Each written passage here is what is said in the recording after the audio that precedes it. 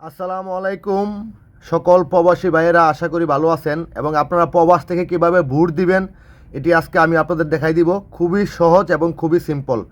এটা হচ্ছে যে পোস্টাল ভোট বিডি অ্যাপটি আপনারা আগে ডাউনলোড করবেন।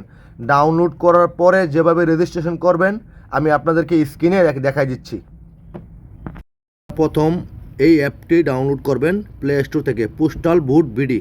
তারপরে এটাতে প্রবেশ করবেন।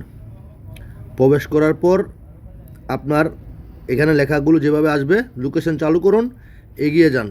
যদি আপনার লোকেশন চালু না থাকে তাহলে লোকেশন চালু করুন। লোকেশনটি হয়তো আমার চালু নাই, আমি চালু করে দিচ্ছি। এখন বলবে আবার আসবে এগিয়ে যান। যদি লোকেশনটা চালু হয়ে যায় লগ ইন করুন। রেজিস্ট্রেশন আমার অলরেডি করা আছে, আমি রেজিস্ট্রেশন করছি। এই যে আমি মালদ্বীপ থেকে রেজিস্ট্রেশন করেছি। এখানে আমার এখানে যেভাবে রেজিস্ট্রেশন করার দরকার আমি সেভাবে করেছি। তারপর আমি পাসওয়ার্ড দেব। আমি লগ ইন করে ফেলেছি। আপনি যখন লগ ইন করবেন তখন আপনার কি কি প্রয়োজন হবে, এটা হচ্ছে যে প্রথম আপনার পাসওয়ার্ড পাসপোর্ট নাম্বার চাইবে। চাওয়ার পর আপনি যেই দেশে থাকেন এই দেশের মোবাইল নাম্বার দেওয়ার পর আপনার মোবাইল নাম্বার একটা ভেরিফিকেশন আসবে। আসার পর আপনি ভেরিফিকেশন কোডটি পাওয়ার সাথে সাথে আপনি এখানে সেট করবেন। সেট করার পরে আপনার কাজ শেষ।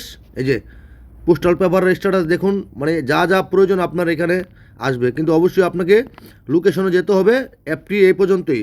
এখানে নোটিফিকেশন আসবে কী কী প্রয়োজন, পলিসি এবং আপনার প্রোফাইল। এই যে যেভাবে স্ক্রিনে দেখাইছি এভাবে রেজিস্ট্রেশন করার পরে আপনার আর কোনো কাজ নাই। যখন বুট হবে আপনাদের হাই কমিশনারে অথবা প্রবাসের যে কোনো জায়গায় বুট হয়, এখানে গিয়ে আপনি রেজিস্ট্রেশন ওকে করলে তারপরে আপনি যাকে মনে চায় তাকে অথবা গণভোট দিতে পারবেন। এটা প্রবাসীদের জন্য খুবই গুরুত্বপূর্ণ। পোস্টাল ভোট বিডি অ্যাপটি ইনস্টল করবেন প্লে স্টোর থেকে, আমি আপনাদের সবাইকে বলতেছি।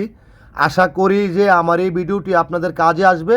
সবাই ভিডিওটি শেয়ার করবেন, লাইক কমেন্ট করবেন, কারণ আপনি যদি জানেন আরেকজনকে জানার জন্য বলে দিবেন। কারণ প্রবাসে সবাই যে শিক্ষিত থাকবে এমন কোনো ব্যাপার না, সবাই যে পারবে এমন কোনো চুক্তিপত্র নাই। আপনার একটা শেয়ারে ভিডিওটা দেখার কারণে সে হয়তো করতে পারবে। ঠিক আছে, ধন্যবাদ, সবাই ভালো থাকবেন, আল্লাহ হাফেজ।